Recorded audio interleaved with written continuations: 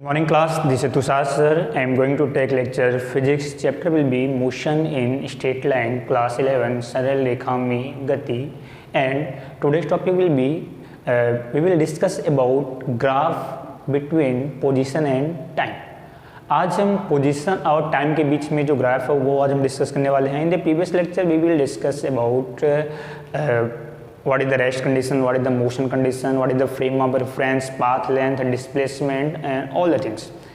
Last lecture में मैंने आपसे ये सब डिस्कस किया हुआ है. आज का जो टॉपिक है वो आपका टॉपिक है पोजीशन टाइम ग्राफ. आप ग्राफ ड्रॉ करना है किसके किसके बीच में, पोजीशन और टाइम के बीच में. पोजीशन क्या होता है ये मैंने आपको इसके प्रीवियस लेक्चर में मैंने आपको ऑलरेडी बताया हुआ है, ऑलरेडी मैंने आपके साथ डिस्कस किया हुआ है. ठीक है, तो मैं यहाँ पे डील करता हूँ. समझो इधर पोजीशन टाइम ग्राफ का मतलब क्या हुआ कि मान लो मैंने यहाँ पे आपसे कुछ कंडीशन में यहाँ पे रखता हूँ. मान लो ये चैप्टर आपका motion straight line single dimension का चैप्टर है, तो मैं सिंगल एक्सिस की बात कर रहा हूँ. ये है एक्स एक्सिस 1D. ये आपका रेफरेंस पॉइंट, ये आपका reference point 0, 1 metre, 2 metre, 3 metre, 4 metre. इसके लेफ्ट साइड में -1 metre, -2 metre, -3 metre and so on. पहली कंडीशन. एक ग्राफ में और ड्रॉ करता हूँ. ठीक है, ये पहला सिचुएशन है. अब इस पहले सिचुएशन में मैंने आपको बोला, अब आप समझो कि एक ऑब्जेक्ट है, एक पार्टिकल है. The particle will be the position at 2. वो पार्टिकल यहाँ पर है, यहाँ पर. मुझे अब ये बताओ अब मैं आपसे पूछता हूँ कि कोई एक पार्टिकल है, कोई एक ऑब्जेक्ट है, वो यहाँ पे कहीं यहाँ पे रखा है. अब मैं आपसे पूछता हूँ कि what is the position of that object. इस ऑब्जेक्ट की पोजीशन कितनी है, पोजीशन कहाँ पे है. क्या लिखोगे आप, आपको ये पता है कि किस तरीके से लिखोगे. पोजीशन, इसकी जो स्थिति है.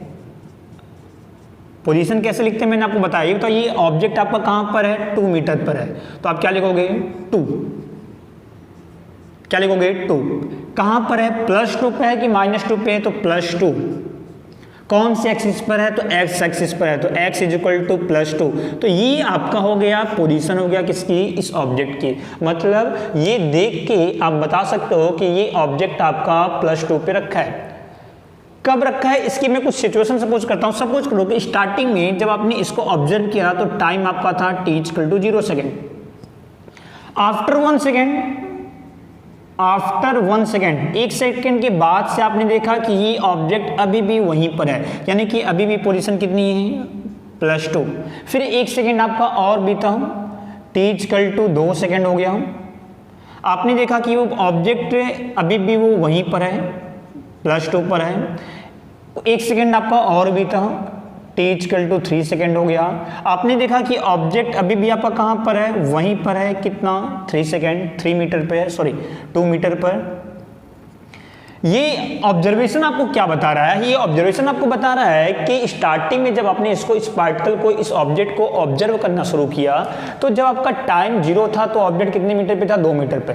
फिर कुछ देर बाद 1 सेकेंड बाद कहाँ पर है, 2 मीटर पर ही है. फिर 1 सेकेंड बाद 2 मीटर पर ही है. फिर 1 सेकेंड बाद 2 मीटर पर है. इसका मतलब क्या बताओ, ये बताओ इसका मतलब क्या हुआ कि क्या उस ऑब्जेक्ट की पोजीशन चेंज हो रही है. जब आपका टाइम चेंज हो रहा है तो क्या ऑब्जेक्ट की पोजीशन चेंज हो रही है, नहीं हो रही है. मतलब क्या लिखोगे, टाइम चेंज, समय आपका परिवर्तित हो रहा है, time change, but position does not change. Position will be constant. Position आपका ये तो कांस्टेंट है, आपका ये तो अचर है, ये अचर है. टाइम चेंज, पोजीशन आपका कांस्टेंट है, ये बताओ. तो इसका मतलब क्या हुआ कि ऑब्जेक्ट कौन से स्टेट में है, the object will be in the rest condition. Object आपका रुका हुआ है. डिफिनेशन मैंने आपको क्या बताया था रेस्ट और मोशन का. If the position of the particle change with respect to time, it means the object will be in the moving condition. And if the position of the particle does not change with respect to time, it means the object will be in the rest condition. अगर object की स्थिति समय के साथ परिवर्तित हो रही है तो वो ऑब्जेक्ट हमारा गति में होगा, और अगर उस वस्तु की स्थिति समय के साथ परिवर्तित नहीं हो रही है तो हमारा वस्तु कौन सी स्थिति में होगा, स्थिर अवस्था में होगा। तो यहां पर ये ऑब्जेक्ट कौन सी अवस्था में है, तो आपको क्लियर हो चुका होगा कि that object will be in rest condition. कौन सी कंडीशन में, आपका रेस्ट कंडीशन, स्थिर अवस्था। कौन सी कंडीशन में है, रेस्ट कंडीशन में। अब अगर ये रेस्ट कंडीशन है तो इसका ग्राफ आप कैसे बनाओगे, ग्राफ पोजीशन और टाइम का। तो ग्राफ बनाने के लिए मैंने यहां पर एक एक्सिस लिया, एक्स एक्सिस, एक मैंने एक्सिस लिया वाई एक्सिस। एक्स एक्सिस पर मैंने टाइम को रिप्रेजेंट किया, समय, और वाई एक्सिस पर मैंने पोजीशन को रिप्रेजेंट किया, डिस्टेंस को, पोजीशन को, स्थिति को। इसको मैंने सपोज कर लिया ये एक्स है, और ये टाइम को किससे लिखते हो आप, टी से लिखते हो। ये आपका रेफरेंस पॉइंट है, यहां पर टाइम 0 और पोजीशन भी कितनी, 0, ये आपका 0 0 है। अब इसके आप इस साइड में जाओगे तो टाइम बढ़ेगा, और इसके ऊपर जाओगे तो पोजीशन। इसके इधर सपोज करो ये 1 second, 2 second, 3 second, 4 second, 5 second and 6 second. इसके ऊपर position 1 metre, 2 metre, 3 metre, 4 metre, 5 metre and so on. ये आपने ड्रॉ कर लिया। ओके, अब स्टार्ट करते हैं। अब मुझे इसका ग्राफ ड्रॉ करना है। ये तो स्टार्टिंग में जब आपका टाइम 0 है तो ऑब्जेक्ट कौन सी पोजीशन पर है, 2 मीटर पर। अब देखो टाइम 0 ये तो टाइम ये है, तो टाइम 0 ये हुआ। पोजीशन कितने मीटर पे, 2 मीटर। ये तो पोजीशन हमारा ये रिप्रेजेंट करता है, मतलब जब टाइम 0 है तो कौन सी पोजीशन पर है, 2 मीटर, यानी ये पॉइंट।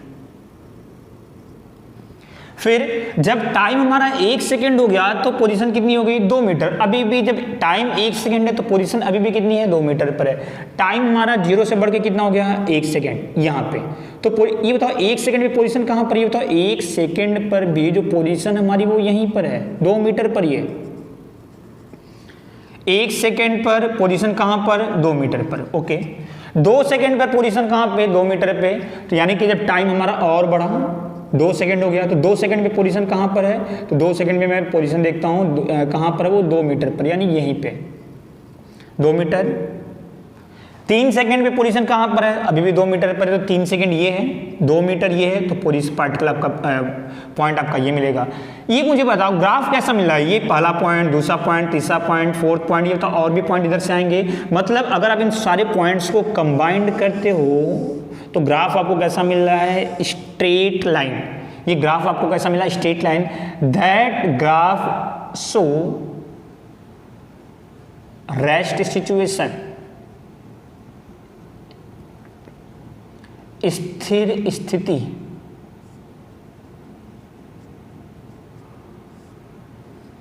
ये जो ग्राफ आपको दिख रहा है, ये ग्राफ क्या रिप्रेजेंट कर रहा है, ये ग्राफ आपका रिप्रेजेंट कर रहा है कि अगर हमारे पास टाइम और पोजीशन के बीच में ग्राफ है, और अगर वो ग्राफ टाइम के पैरेलल है, टाइम एक्सिस के पैरेलल है, तो वो हमारा कौन सा सिचुएशन रिप्रेजेंट करेगा, मतलब ऑब्जेक्ट कौन सी कंडीशन में होगा, रेस्ट कंडीशन। अभी देखो इसका कैलकुलेशन हम कैसे करेंगे वो मैं इसके नेक्स्ट लेक्चर में डील करूंगा। अभी आप केवल और केवल ग्राफ समझो कि ग्राफ आप बनाओगे कैसे, इसमें पूरा का पूरा फुल कैलकुलेशन वो कैसे होता है वो मैं आपसे नेक्स्ट लेक्चर में मैं आपसे डील करूंगा। इसका स्लोप कैसे निकालते हैं, एरिया कैसे निकालते हैं, वो सब हम नेक्स्ट लेक्चर में डील करेंगे। अभी केवल और केवल इतना है कि आपको ग्राफ पहचानने आना चाहिए कि अगर मैंने इस तरीके से ग्राफ दिया तो आप डायरेक्ट बोल दो कि ग्राफ कौन सी कंडीशन का है, ये रेस्ट सिचुएशन का आपका ये ग्राफ है। ठीक है, इसका स्क्रीनशॉट लो, फिर मैं next lecture next topic deal करता हूं। ओके, सेकेंड कंडीशन में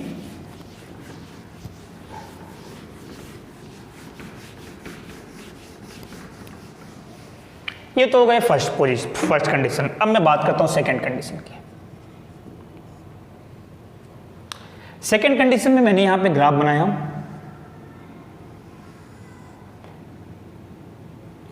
ये आपका reference point x axis -x, reference point 0, 1 metre, 2 metre, 3 metre, 4 metre, 5 metre, -1, -2, -3, -4, इस तरीके से आपका है। ठीक है, अभी मुझे अब सुनना, एक पार्टिकल है वो ए पर है, आपने उसको ऑब्जर्व करना स्टार्ट किया, वो पार्टिकल कहां पर है, वो ए पर है। पहले आप ऐसे समझो कि पार्टिकल स्टार्टिंग में पार्टिकल कहां पे था, पहले वो यहां पे था, रेफरेंस पॉइंट पे।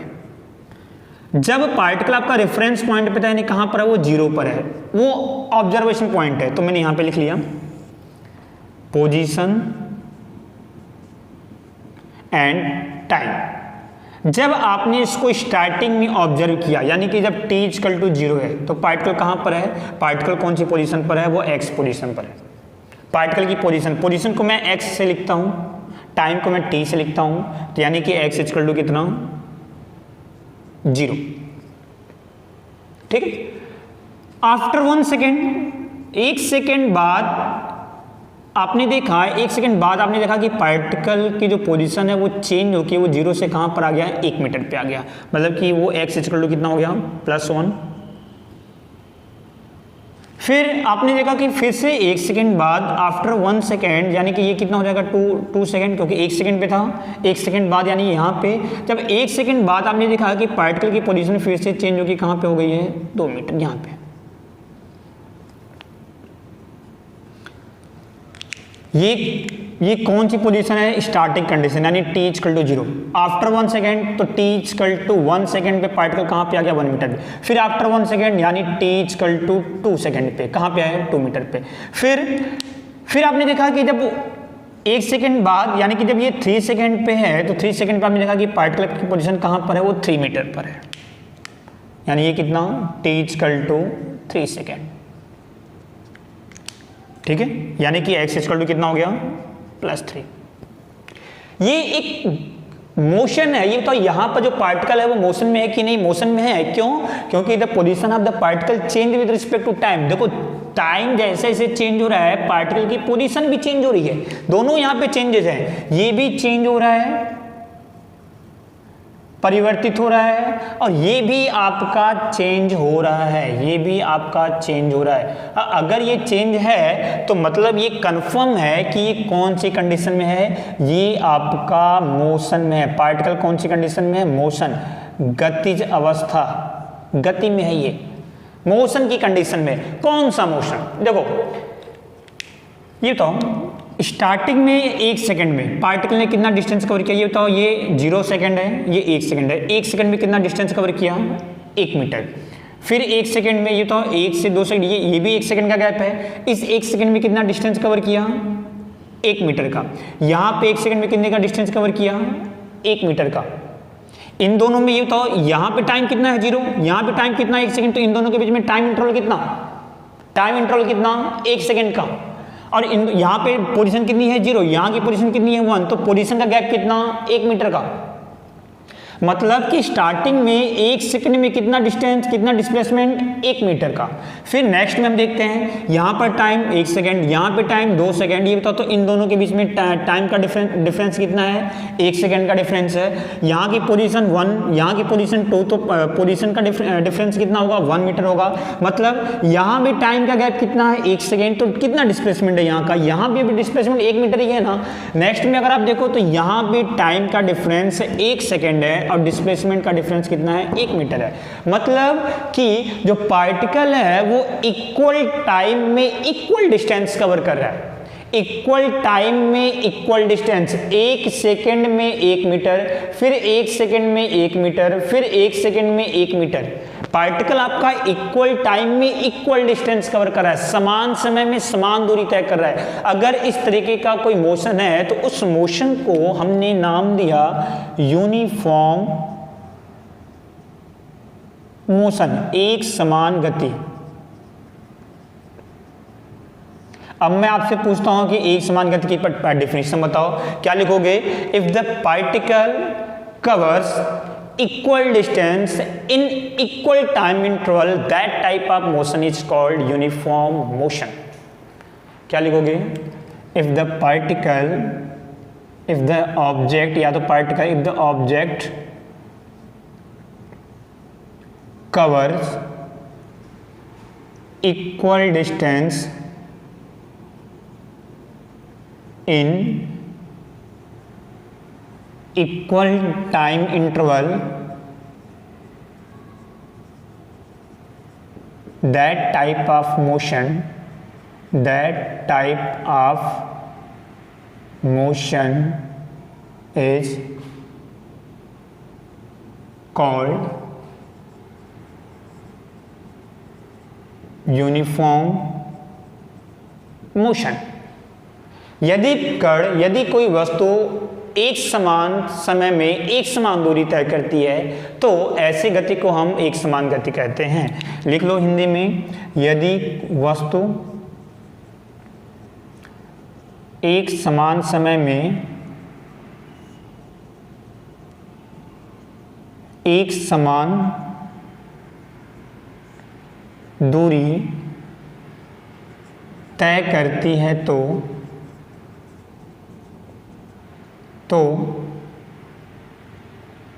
ऐसे गति को एक समान गति कहते हैं।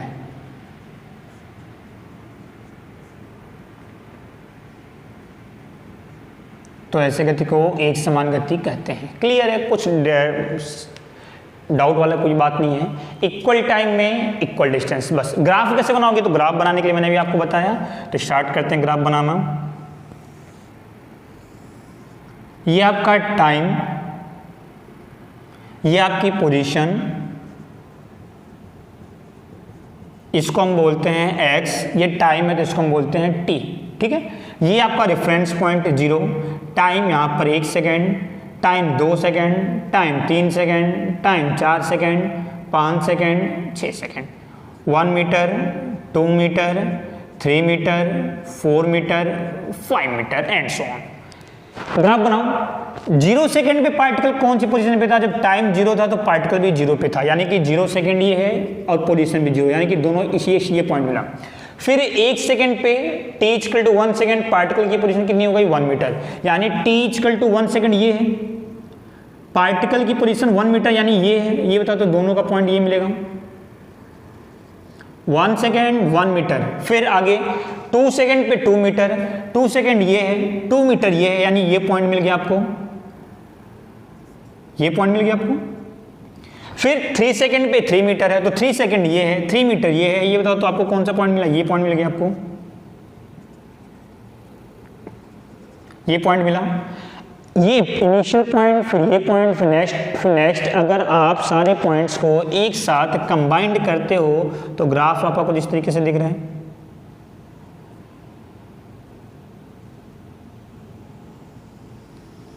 ये ग्राफ, ये जो ग्राफ है, ये ग्राफ अगर आप देखो तो ग्राफ आपका एक स्ट्रेट लाइन है, एक सरल रेखा, स्ट्रेट लाइन, ये सरल रेखा है। पूरी तरीके से ग्राफ आपका स्ट्रेट लाइन है। और आपको ये बताओ, अगर मैंने स्ट्रेट लाइन ग्राफ ड्रॉ किया तो ये बताओ ये क्या रिप्रेजेंट करता है? The graph represent uniform motion, एक समान गति। ये किसको रिप्रेजेंट करेगा? आपको ये ग्राफ देख के क्लियर समझ आ जाना चाहिए कि कोई पार्टिकल है वो इक्वल टाइम में इक्वल डिस्टेंस कवर कर रहा होगा, तो मतलब वो कौन सा मोशन कर रहा होगा? Uniform motion. ठीक है, इसका स्लोप के बारे में हम नेक्स्ट लेक्चर में डील करेंगे पूरा फुल डिटेल में। अभी आपके लिए ग्राफ देख के समझ जाना कि अगर आपका ग्राफ इस तरीके से दिया है तो वो कौन सा ग्राफ आपका यूनिफॉर्म मोशन का आपका एक ग्राफ है। क्लियर समझ आया आपको? ठीक है, इसका रफ स्क्रीनशॉट लो, फिर मैं नेक्स्ट डील करता हूँ। ठीक है, अब आगे समझो, यहीं पे मैं आपको बता देता हूँ। थर्ड कंडीशन में आपको यही बता देता हूं।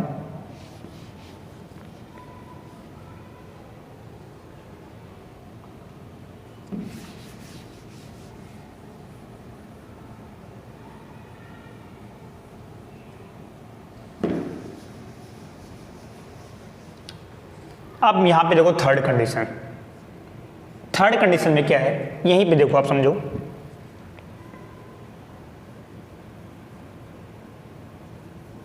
ठीक है, स्टार्टिंग में जब टाइम, एक पार्टिकल है जब टाइम 0 है तो वो 0 पे है।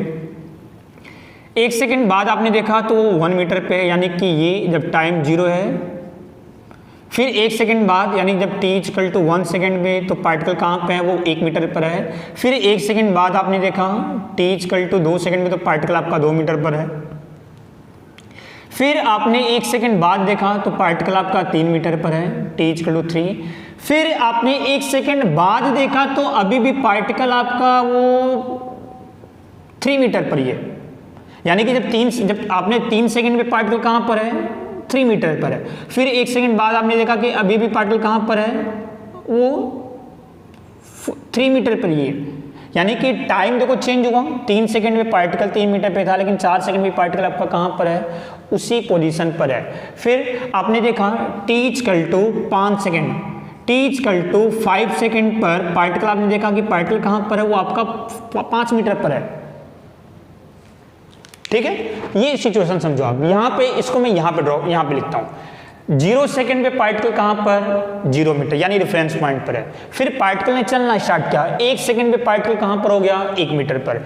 1 सेकंड पे पार्टिकल कहाँ पर हो गया, 1 मीटर पर। फिर पार्टिकल ने और चलना स्टार्ट किया, 2 सेकंड पे पार्टिकल कहाँ पे हो गया, 2 मीटर पर। 2 सेकंड पे 2 मीटर। 3 सेकंड में पार्टिकल कहाँ पर है, 3 मीटर। 4 सेकंड में पार्टिकल कहाँ पे, 4 सेकंड में पार्टिकल अभी भी वहीं पे है, कहाँ पे, जहाँ पे पहले था, 3 मीटर पर। यानी कि जब t इक्वल टू 4 सेकंड है तो पार्टिकल की पोजीशन कितनी है, 4।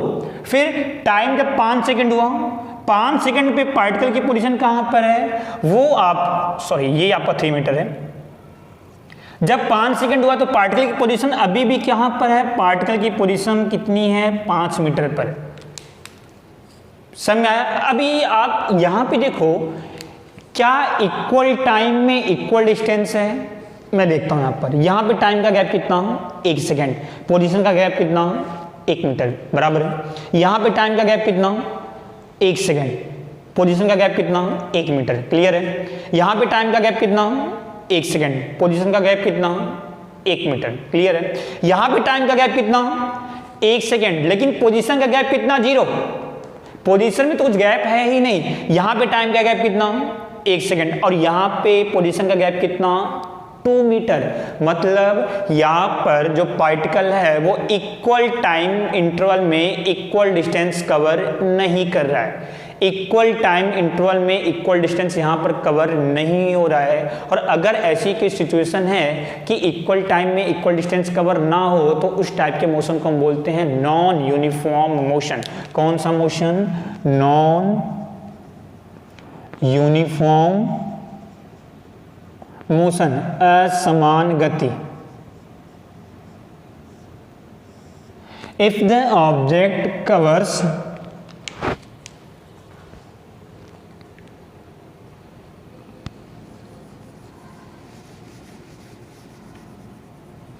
क्या, तो इसको आप बोल सकते हो simple, if the object does not cover equal distance in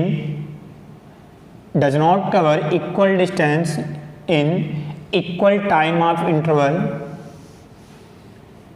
equal distance in equal time interval, that type of motion is non-uniform motion. If the object does not cover equal distance in equal time interval, that type of motion is called non-uniform motion. कोई object है वो equal time में equal distance cover नहीं करता है, ठीक है। यदि वस्तु एक समान समय में एक समान दूरी तय नहीं करती है, क्या लिख दोगे सिंपल यहाँ पर, यदि वस्तु एक समान समय में एक समान दूरी तय नहीं करती है तो ऐसी गति को असमान गति कहते हैं, असमान गति कहते हैं। क्लियर है, कुछ डाउट वाली बात नहीं। ग्राफ इसका कैसे बनाओगे आप, ग्राफ देखते हैं। 0 सेकेंड में पार्टिकल 0 पे है, ये पोजीशन हुआ। 1 सेकेंड में पार्टिकल 1 मीटर पर है तो 1 सेकेंड में पार्टिकल 1 मीटर, ये पोजीशन हुआ। 2 सेकेंड में पार्टिकल 2 मीटर पर है, 2 सेकेंड पे 2 मीटर, 2 सेकेंड पर 2 मीटर, ये पोजीशन हुआ। 3 सेकेंड में पार्टिकल 3 मीटर पर, तो 3 सेकेंड ये, 3 मीटर ये पोजीशन हुआ। 4 सेकेंड में पार्टिकल 3 मीटर पे, 4 सेकेंड, ये बताओ 4 सेकेंड यानी ये पार्टिकल अभी भी 3 मीटर पर ही है, यानी कि ये यहां पे 3 था, यहां भी 3 ही है, देखो ये क्लियर है। 5 सेकेंड पे पार्टिकल 5 मीटर पर, 5 सेकेंड ये 5 मीटर पर, ये बताओ 5 सेकेंड पे पार्टिकल 5 मीटर, यानी यहां पे 5 मीटर। ये ग्राफ कैसे आएगा? ग्राफ अगर आप देखो ये पॉइंट है, यानी कि अगर मैं मैच करता हूं,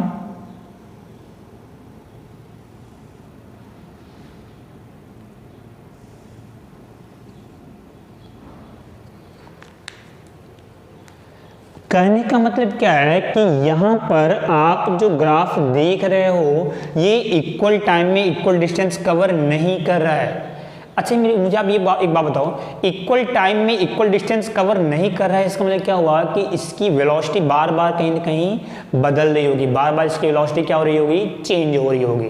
क्लियर, समझ में आता है? ठीक है, तो अब हम यहाँ पे, तो ये जो मोशन है इसको हमने बोल दिया कौन सा motion, non uniform motion. Graph आपको कैसा दिख रहा है? इसका जो ग्राफ होता है वो आपका ग्राफ होता है आपका वक्र ग्राफ, वक्र कर्व ग्राफ आपका कैसा है, कर्व ग्राफ है। इस तरीके से ग्राफ का जो अगर आप एग्जैक्ट शेप देखो ना, तो ये ग्राफ आपका इस तरीके से कर्व बनता है।